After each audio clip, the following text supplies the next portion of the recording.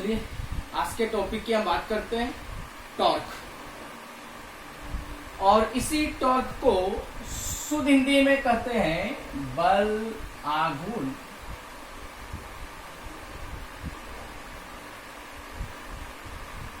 तो चलिए देखते हैं बल आघूर्ण का मीनिंग क्या होता है, बल आघूर्ण का अर्थ क्या होता है। तो अगर किसी ऑब्जेक्ट पर हम बल लगाएंगे यानी फोर्स लगाएंगे तो इस फोर्स के कारण घूर्णन होगा, दैट मीन्स रोटेशन होगा, घूर्णन होगा। तो अगर किसी बॉडी पर फोर्स लगाते हैं और उस फोर्स के कारण अगर रोटेशन होता है तो आप कह सकते हैं कि उसमें क्या जनरेट हुआ, टॉर्क जनरेट हुआ। अब इस टॉर्क के होने की कंडीशन क्या है, इस टॉर्क के होने के शर्त क्या है। अब इसके शर्त की बात करते हैं, इसके कंडीशन की बात करते हैं। What is the condition for generate the torque. देखिए हमें यहां पे फोर्स लगाने हैं, लेकिन इस फोर्स के कारण जो मोमेंटम होना चाहिए वो रोटेशनल होना चाहिए, दैट मीन्स एंगुलर मोमेंटम होना चाहिए, एंगुलर मोमेंटम होना चाहिए। एंगुलर मोमेंटम का मीनिंग क्या हो गया कि जो ऑब्जेक्ट होगा वो एक एंगल के रूप में चेंज करेगा। मान लेते हैं कि यहां पे कोई ऑब्जेक्ट है और ये ऑब्जेक्ट अगर इस तरह से मूव करे लाइक दिस, इस डायरेक्शन में या फिर इस डायरेक्शन में, क्लॉकवाइज या फिर anti clockwise, it doesn't matter. चलो इस डायरेक्शन में मूव किया ये इस तरह से, तो अब पोजीशन क्या देखने को मिला, ये तो कह सकते हैं कि यहां पे ये जो रोटेशन हुआ वो एंगुलर हुआ, या फिर ये आगे की ओर जाएगा तो इस तरह से मोमेंटम होगा, तो इसके एंगल में चेंजेस देखने को मिलेंगे, ये एंगल किया चेंज और ये जो मोशन होगा वो आपका एंगुलर मोशन होगा, एंगुलर मोमेंटम होगा। और इस तरह के मोमेंटम में जो मोशन होते हैं that is the called rotational motion. तो अगर किसी ऑब्जेक्ट पर फोर्स लगे और वो इस तरह से अगर रोटेट करे तो कहेंगे कि उसमें क्या जनरेट हुआ, टॉर्क जनरेट हुआ, बल आघूर्ण जनरेट हुआ। अब इस बल आघूर्ण के होने की कंडीशन क्या है, इसके शर्त क्या है, तो पहले समझते हैं एक एग्जांपल के थ्रू। मान लेते हैं कि ये कोई एक बॉडी है और इस बॉडी में हम एक ही पॉइंट पर एक ही फोर्स अगर अप्लाई करेंगे तो ये किस डायरेक्शन में जाएगा, अपवर्ड डायरेक्शन में। तो क्या ये रोटेशनल इफेक्ट होगा, क्या इसके एंगल में कोई चेंजिंग देखने को मिले, नहीं। तो जब एंगल चेंज नहीं किया तो ये आपका रोटेशनल नहीं है, दैट मीन्स फोर्स तो अप्लाई हुआ लेकिन रोटेशनल मोशन नहीं हुआ, दैट मीन्स यहां पे टॉर्क नहीं है। अगर इसके हम डिफरेंट डिफरेंट पॉइंट पर फोर्स अप्लाई करें, ये फर्स्ट लेते हैं पॉइंट एक ही बॉडी का और ये सेकेंड पॉइंट, और दोनों का अगर से आपका एक ही डायरेक्शन में फोर्स दे रहे हैं, एक ही डायरेक्शन में फोर्स देंगे तो ये सीधे की ओर ऊपर की ओर जाएगा, तो क्या ये मोशन रोटेशनल है, बिल्कुल नहीं। तो क्या ये फोर्स के कारण यहाँ पे टॉर्क जनरेट होगा, तो कहेंगे नहीं। क्यों नहीं, क्योंकि यहाँ पे रोटेशनल नहीं हुआ। यही अगर बात करें कि इसके अलग अलग एंड पर हम अलग अलग डायरेक्शन में, दैट मीन्स विपरीत डायरेक्शन में, अपोजिट डायरेक्शन में अगर फोर्स लगाएं, मान लो कि इस एज को हमने लिया, फर्स्ट पॉइंट इस बॉडी का सेकंड पॉइंट, और दोनों को अलग अलग डायरेक्शन में फोर्स लगाते हैं, ये अपवर्ड और ये डाउनवर्ड। अब देखते हैं क्या ये रोटेशन हो रहा है, बिल्कुल हाँ। तो कह सकते हैं कि इसमें क्या जनरेट हुआ, टॉर्क। तो टॉर्क जनरेट होने के लिए क्या एक बॉडी लिया हमने फर्स्ट एग्जांपल में और एक ही पॉइंट लिया और ये फोर्स हमने लगाया, तो क्या यहाँ पे टॉर्क है, बिल्कुल नहीं। दैट मीन्स एक ही पॉइंट के कारण अगर किसी भी बॉडी के एक ही पॉइंट पर फोर्स लगाते हैं तो कहते हैं कि टॉर्क जनरेट नहीं होता है। चलिए देखते हैं डिफरेंट डिफरेंट पॉइंट पर ये हमने बॉडी लिया और इसके अलग अलग पॉइंट पर हमने फोर्स लगाया, इस डायरेक्शन में फोर्स लगाया, इस डायरेक्शन में फोर्स लगाया, तो क्या इस कंडीशन में रोटेशनल इफेक्ट देखने को मिले, बिल्कुल नहीं। तो क्या ये टॉर्क होगा, चलिए अब देखते हैं, ये हमने लिया एक ही बॉडी, ये हमने लिया इसका डिफरेंट डिफरेंट पॉइंट, और इसके अपोजिट डायरेक्शन में फोर्स लगाते हैं, एक फोर्स अपवर्ड और एक फोर्स हमारा डाउनवर्ड, तो क्या टॉर्क होगा? यस। इसका इफेक्ट कैसा होगा? एंगुलर मोमेंटम होगा, रोटेशनल इफेक्ट होगा, तो कर सकते हैं इसमें क्या जनरेट किया? टॉर्क। तो टॉर्क का मीनिंग हो गया कि अगर किसी पॉइंट पर एक ही आपका, यदि किसी बॉडी पर फोर्स अप्लाई हो और फोर्स अप्लाई होने के कारण अगर उसमें घूर्णन गति हो, रोटेशनल मोशन हो, तो उसमें क्या जनरेट होता है? टॉर्क। तो that force is known as a torque. तो उसी बल को कहते हैं बल आघूर्ण। अब यहां से देखते हैं कि ये जो टॉर्क है इसके कंडीशन क्या देखने को मिले। क्या एक ही पॉइंट होना चाहिए? बिल्कुल नहीं। क्या दो पॉइंट होने चाहिए? बिल्कुल यस, दो पॉइंट होना चाहिए और दोनों पॉइंट अलग अलग होना चाहिए। तो कहते हैं कि अगर किसी एक ही बॉडी के, एक ही पिंड के दो अलग अलग बिंदु पर विपरीत दिशा में, अपोजिट डायरेक्शन में सेम फोर्स, यानी यहां F तो यहां भी F, सेम फोर्स अप्लाई हो, सेम फोर्स लगे, तो कहेंगे कि क्या जनरेट हो गया? टॉर्क जनरेट हो गया। इसलिए इसके फर्स्ट कंडीशन देखने को मिलता है। शर्त में क्या लिखिएगा? One more time I am repeating it, कि एक ही पिंड के, एक ही बॉडी के दो अलग अलग बिंदु पर अपोजिट डायरेक्शन में, विपरीत दिशा में सेम फोर्स अप्लाई किया जाए तो उसमें क्या जनरेट होता है? तो ये टॉर्क जनरेट होता है। तो ये हमारा था टॉर्क की बातें। टॉर्क का मीनिंग समझ में आ गया। टॉर्क का मीनिंग क्या देखें? Final conclusion, rotational effect of force, यानी बल के कारण घूर्णन गति, या आप कह सकते हैं कि बल के कारण एंगुलर मोमेंटम। तो टॉर्क का एक और मीनिंग निकल गया, that is the rotational effect of force.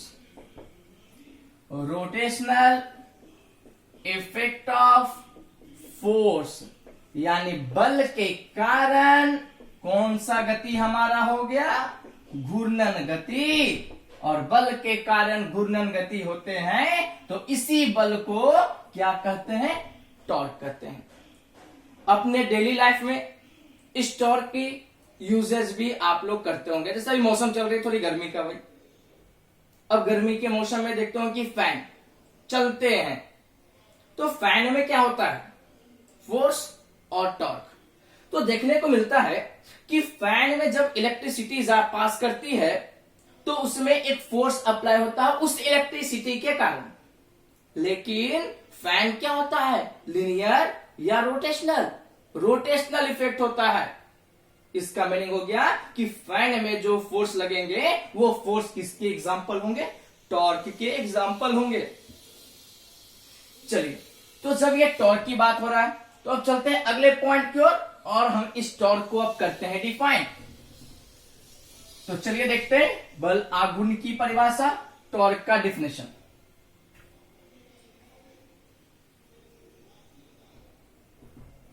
Torque का डिफिनेशन कहेगा कि यदि किसी ऑब्जेक्ट पर फोर्स लगे और फोर्स के कारण अगर घूर्णन गति हो, रोटेशनल मोशन हो, तो उसे क्या कहते हैं?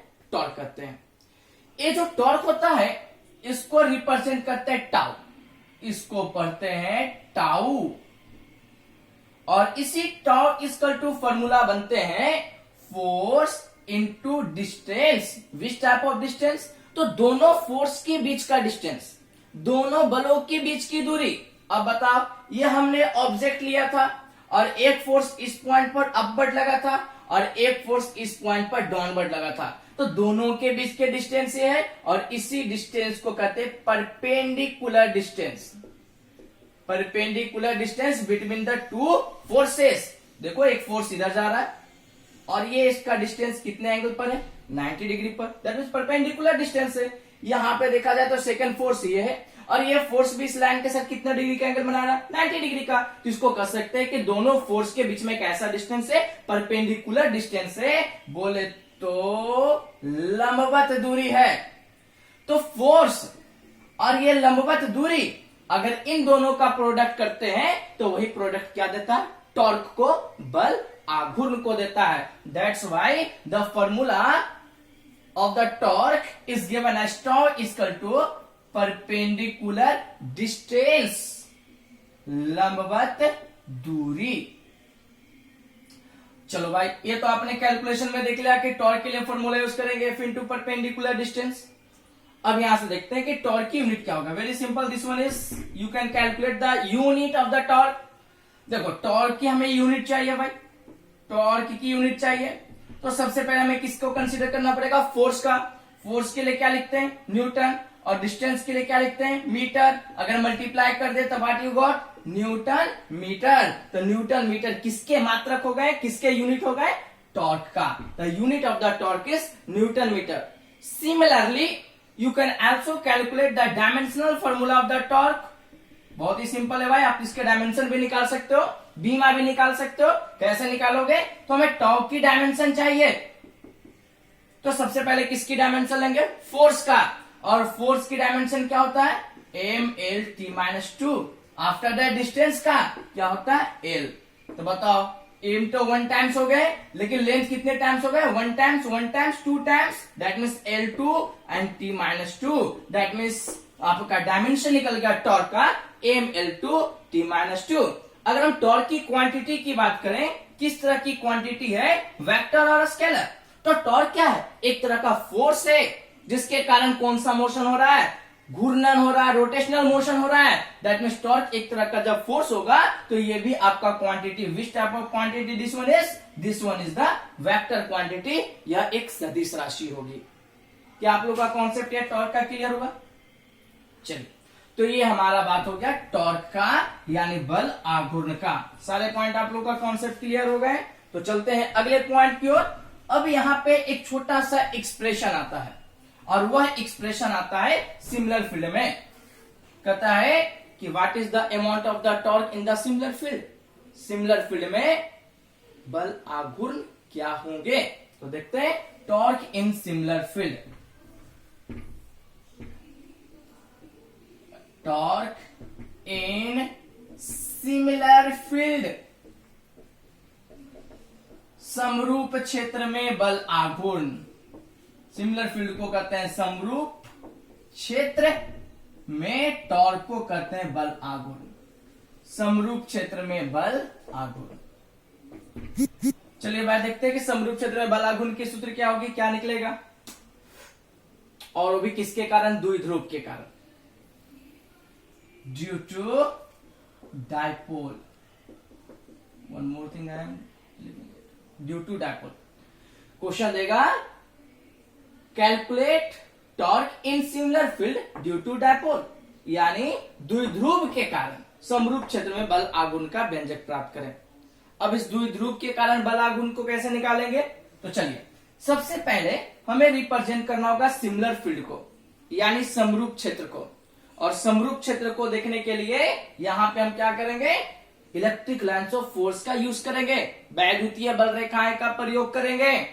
और वैद्युतीय बल रेखाएं सिमिलर फील्ड में कैसे होती है? एक दूसरे के पैरेलल होते हैं, एक दूसरे के समानांतर होते हैं। तो चलिए, यहां पे हमने एक समानांतर वैद्युतीय बल रेखाएं को खींचा, जो कि बता रहा है कि ये कैसा फील्ड है। तो ये सिमिलर फील्ड है। In similar field electric lines of force will be parallel to the each other. तो आप कह सकते हैं कि अगर electric lines of force parallel होंगे तो यह फील्ड कैसा फील्ड होगा? सिमिलर फील्ड होगा।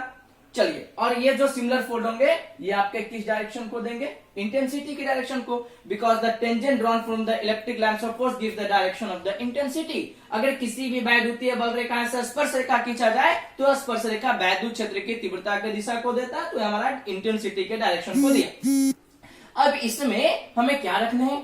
वैद्युतीय द्विध्रुव को, इलेक्ट्रिक डायपोल को। तो चलिए, हमने ये इलेक्ट्रिक डायपोल लिया, ये आपका देख रहे हैं कि किसी एक एंगल पर है। मान लेते हैं कि एंगल हमारा कितना है? थीटा। चलिए, यहां पे चार्ज रखते हैं।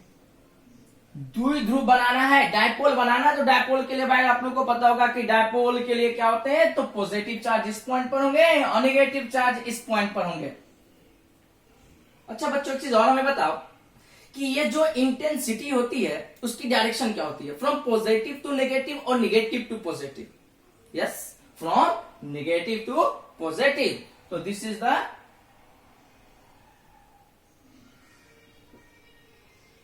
positive line and this is the negative line from positive to negative. अब यहां से देखा जाए कि ये पॉजिटिव हो गया, यहाँ पे पॉजिटिव चार्ज है, यहाँ पे नेगेटिव चार्ज है, तो ये पॉजिटिव और ये पॉजिटिव क्या होगा? अट्रैक्शन और repulsion. Repulsion repulsion that means विकर्षण. तो पॉजिटिव पॉजिटिव विकर्षण, तो फोर्स का डायरेक्शन ही होगा इस तरह से. यहां से भी आप देख सकते थे ये नेगेटिव है पॉजिटिव है, तो ये आकर्षण होगा, तो इस डायरेक्शन में जाएगा. उसी तरह से इस पॉइंट पर फोर्स देखते हैं, ये आपका पॉजिटिव है और ये नेगेटिव है. पॉजिटिव नेगेटिव क्या होगा? आकर्षण. तो इस डायरेक्शन में होगा, सटेगा, आकर्षण होगा. ये पॉजिटिव है नेगेटिव है तो आकर्षण होगा, तो इस तरह से जाएगा. तो इसकी फोर्स क्या होगी? इस डायरेक्शन में. अगर यहां देखा जाए तो नेगेटिव है और ये नेगेटिव है, क्या होगा? रिपल्सन होगा, तो इस डायरेक्शन में जाएगा. तो ये हमारा हो गया फोर्स की डायरेक्शन. और दोनों पे फोर्स सेम होंगे, क्यों? क्योंकि दोनों पर चार्ज भी सेम है भाई और फील्ड भी सिमिलर है. That's why the amount of the force will be same, F and F.